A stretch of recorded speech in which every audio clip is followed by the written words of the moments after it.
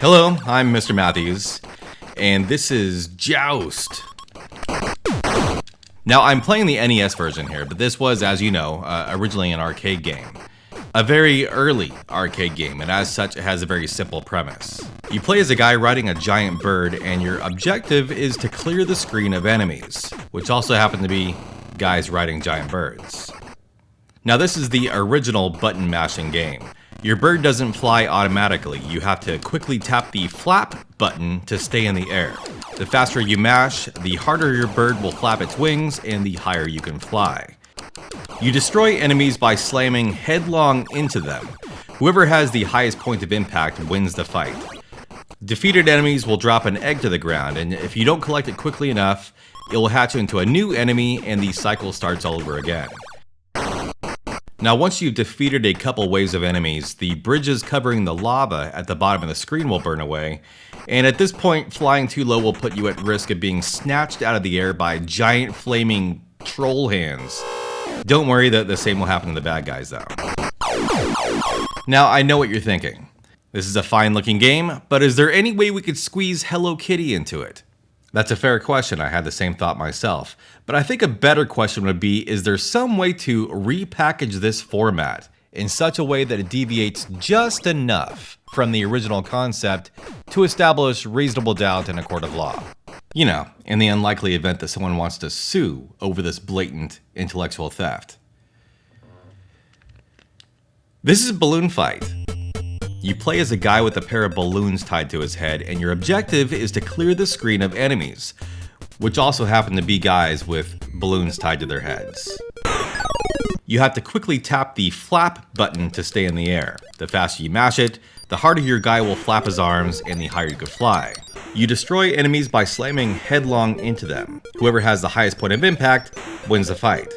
Defeated enemies will drop to the ground, and if you don't kick them away quickly enough, they will inflate a new balloon, and the cycle starts all over again. Flying too low to the water at the bottom of the screen will put you at a risk of being snatched out of the air by a giant fish. Kinda horrifying, isn't it? Don't worry, the same thing can happen to the bad guys. Yes, float down safely in your parachute. No harm will come to you. Now, to the untrained eye, this may look like a shameless reskin of Joust, but consider this. A single enemy strike will take you out in Joust. But in Balloon Fight, you only lose a life when both balloons are popped, which essentially means you have 2 hit points instead of just 1. See? Totally different game. After every 3 stages you complete, you're taken to a bonus screen where you try to collect balloons for bonus points. And I love the music in this stage. Balloon Fight was created by R&D 1, an in-house Nintendo game development team headed by Gunpei Yokoi, you know, the guy who made the original Game Boy. R&D 1 were behind some of my very favorite games to come out of Nintendo, including Metroid, Kid Icarus, and Dr. Mario. Gunpei Yokoi had a knack for taking an established concept and reshaping it into something that felt fresh and interesting. Now, I may have just given Balloon Fight the business for being so similar to Joust, but it honestly feels like a totally unique experience. And I gotta say, of the two of them, I'd definitely say that Balloon Fight is the better game. Now, I know what you're thinking. That's all well and good, but where is Hello Kitty? What is it with you and Hello Kitty? Seriously. Now, from the title screen, you can choose from 3 different modes. There's Game Type A, which is the standard single-player experience. Game Type B is a simultaneous 2-player mode, which plays out like a hybrid competitive cooperative game, not unlike the original Mario Brothers. But I'd like to focus for a bit on Game Type C, Balloon Trip.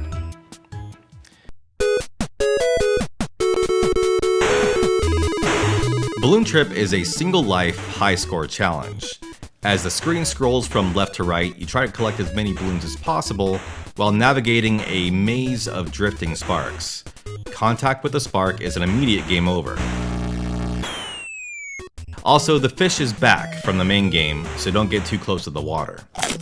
Collecting 20 balloons in a row without letting a single one drift off the screen will multiply the balloon's point value. And all the while, you can enjoy the hyper-infectious bonus stage theme.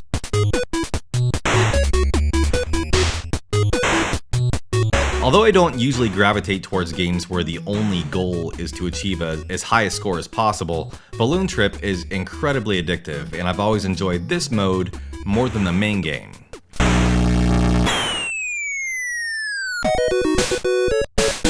There, that's a pretty good score. Beat that. When the Game Boy launched in 1989, developers were quick to start shuffling their popular NES franchises into the portable world.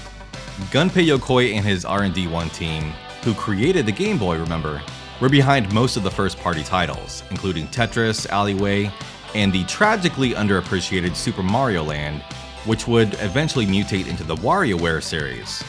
But that's a different story. Balloon Fight made the jump to the Game Boy in 1990, but someone at Nintendo, possibly Gunpei Yokoi himself, thought that the Balloon Trip mode was good enough to headline the game, but not exactly as is.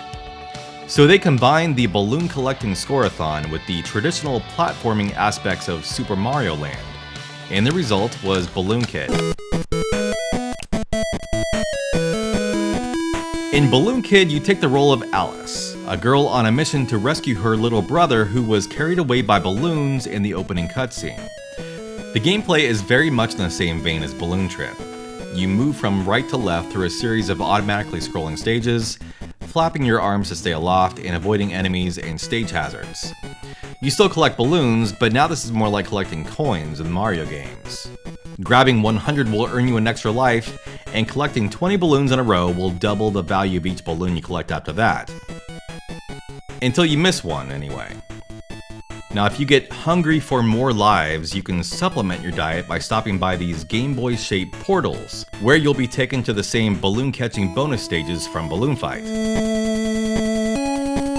Now, generally, a good rule of thumb is to protect your balloons as much as possible by avoiding enemies and spikes, but sometimes you'll need to deliberately release them so you can do some light platforming or run through some narrow passages to collect 1-ups. Alice controls on foot the same way she controls in the air, which is very floaty and bouncy. I accept that this was probably a deliberate design choice so players wouldn't have to quickly alternate between two completely different sets of physics, but it's still something of an adjustment, and I never particularly enjoyed controlling Alice on the ground nearly as much as in the air. As long as you have solid ground to stand on, you can reinflate your balloons with some frantic button mashing. Balloon Kid is one of the better games on the Game Boy. It certainly looks like an early Game Boy game though. The graphics are nice on the eyes, but in the same minimalistic, serviceable style as Super Mario Land. The music is also quite good, composed mainly of remixes of the Balloon Trip theme.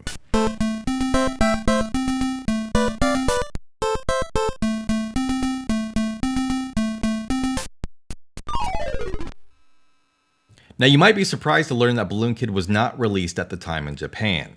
It was one of the few first-party games that seemed to have been created specifically for Western audiences. However, there was an officially licensed, altered port of Balloon Kid released on the Famicom in 1992, developed by Charactersoft, a game development subsidiary of Sanrio.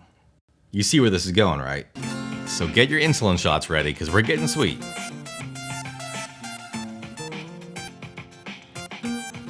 Hello Kitty World is a fully consoleized version of Balloon Kid, with very minimal changes made to the game.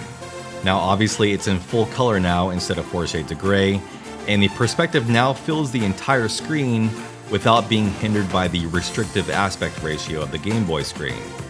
But the only other major change is that Alice has been replaced by Hello Kitty.